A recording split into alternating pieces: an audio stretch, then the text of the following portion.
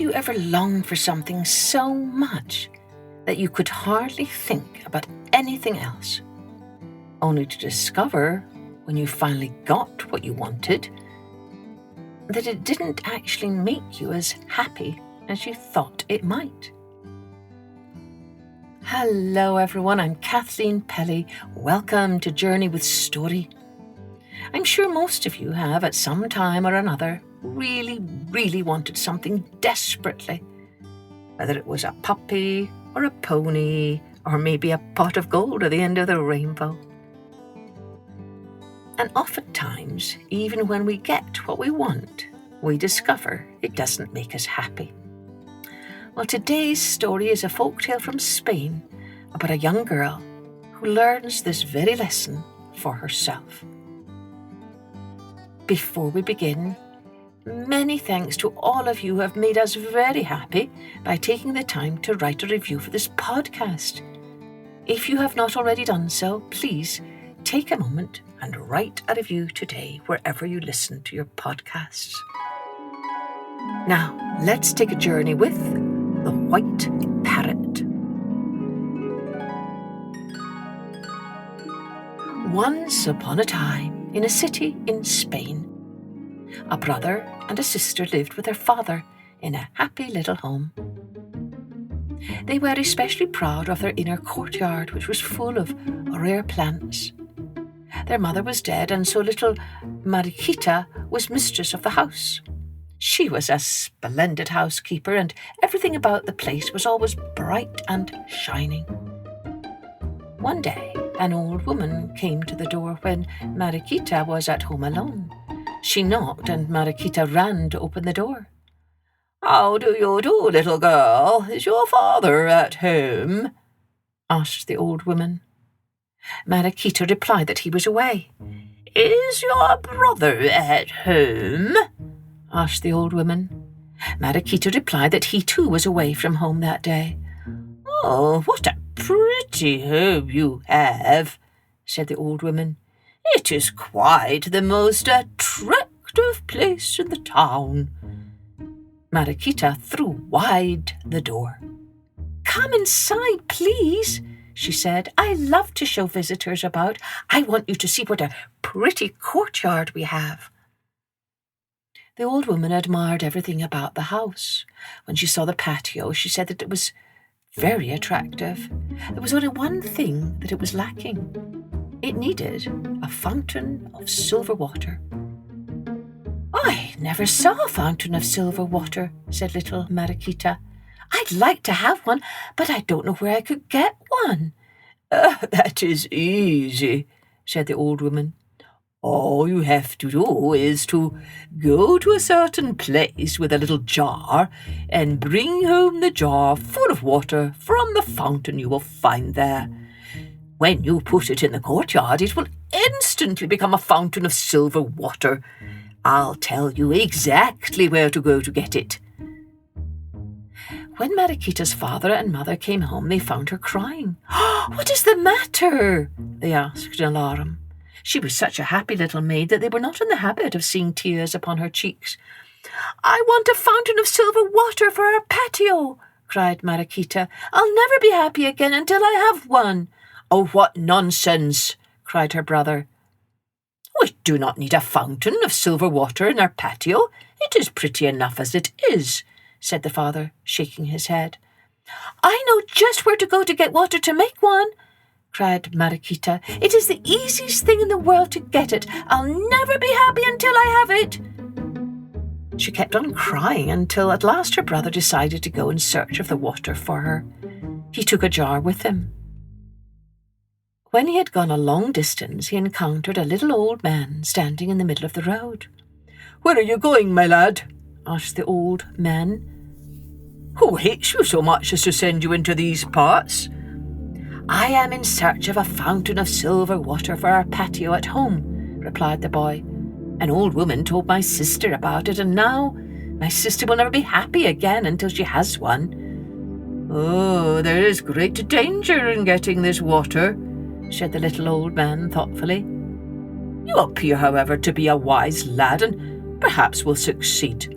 The fountain where you're going is guarded by a fierce lion. If he has his eyes closed, he can see you. But if his eyes are open wide, he is fast asleep. Wait carefully until you are sure his eyes are open, then fill your jar with water and run away as fast as you can. The lad did exactly as the little old man told him and waited until the lion's eyes were wide open. Then he filled his water jar and hurried home with it as fast as possible. When he emptied the jar of water in the patio, at once it changed into a lovely little fountain of silver water. Mariquita clapped her hands in joy, and even her father admitted that it was a great ornament to the patio. "Oh, I am so happy!" cried Mariquita. "The fountain of silver water is the loveliest thing I've ever seen."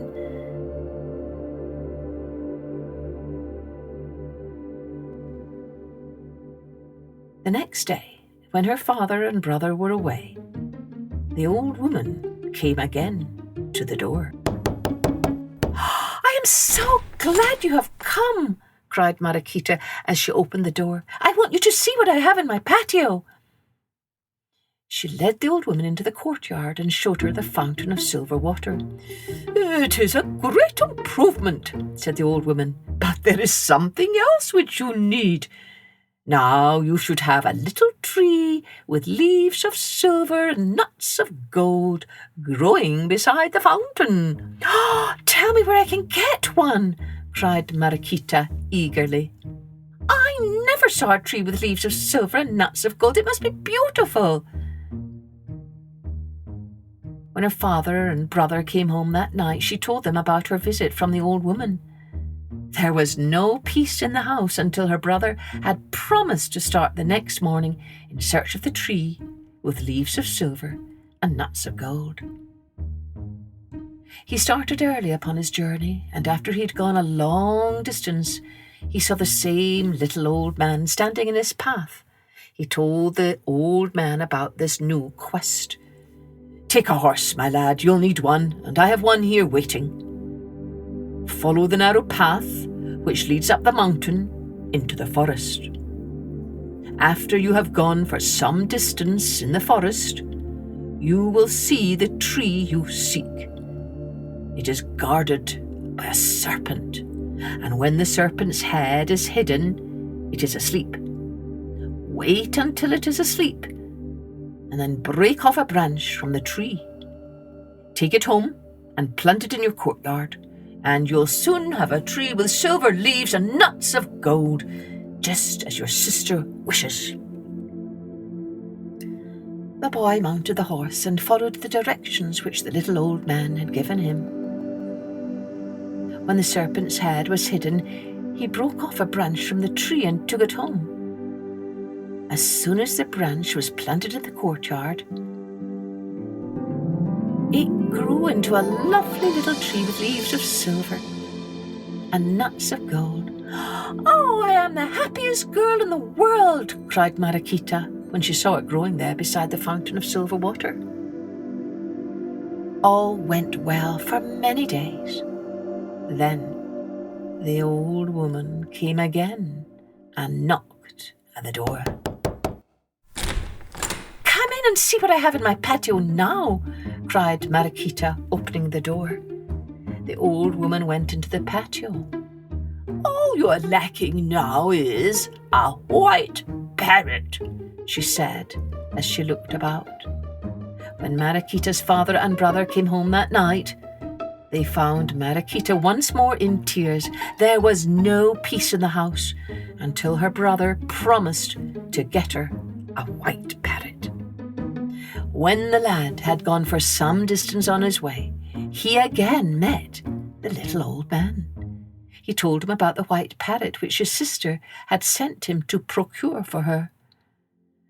"Perhaps you'll be able to get this white parrot for your sister," said the little old man, "but it is a very dangerous undertaking. You will travel on and on until you come to a lovely garden, the most beautiful garden you've ever seen. You will see many wonderful birds flying about among the trees in the garden.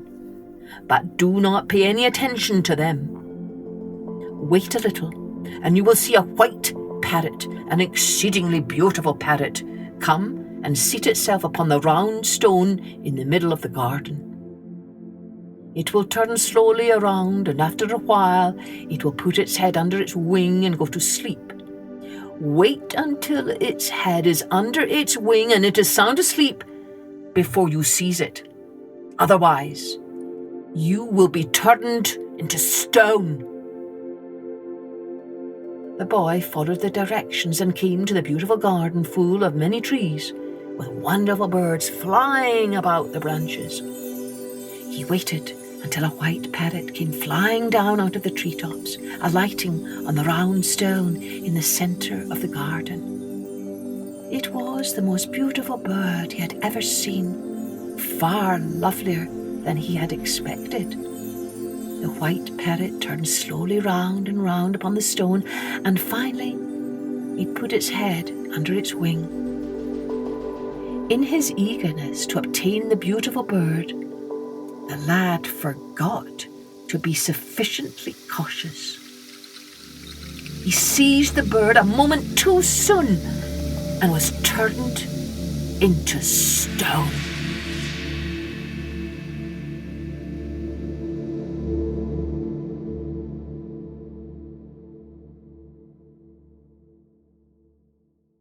Mariquita awaited her brother's return anxiously.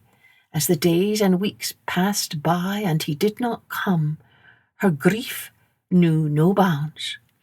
"Some evil has befallen my brother," she cried over and over again. "It is all my fault. It was my foolish wish for a white parrot which sent him away from our happy home. Why was I so foolish as to listen to the old woman?"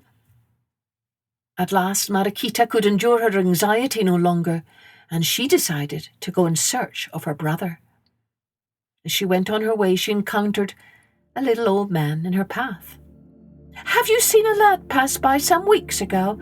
A handsome lad with deep dark eyes and waving dark hair upon his brow?" Mariquita asked eagerly. "I'm sure you would remember him if once you saw him." The little old man replied that he knew her brother well. Then he told her of the dangers which attended the quest of the white parrot. "I know my brother has been turned into stone," cried Mariquita. "What shall I do? It was all my fault. It was I who sent him in search of the white parrot. Why did I ever listen to the old woman who came to my door?" "Be careful that you do not meet the same fate as your brother," said the little old man. "Now that you have gone so far on the way, there is no turning back.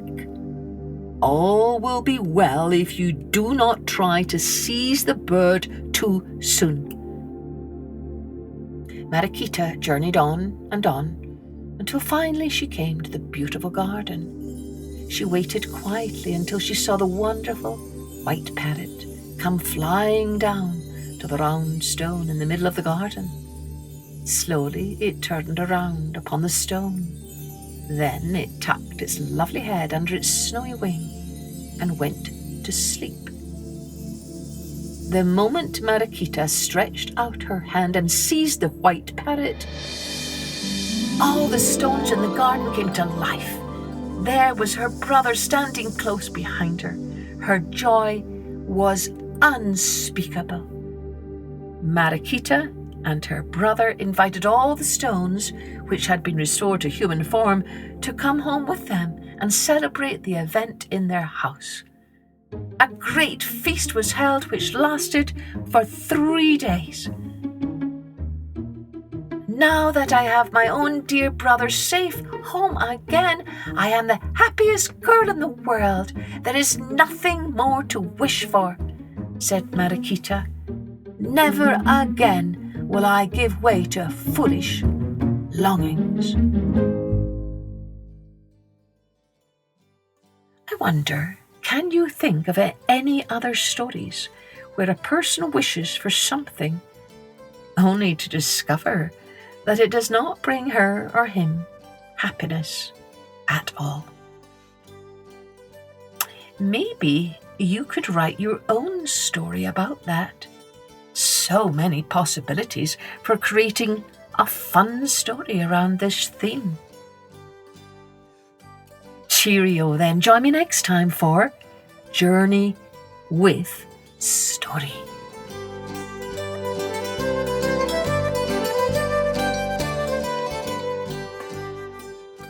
Music and post-production was by Colette Jonas.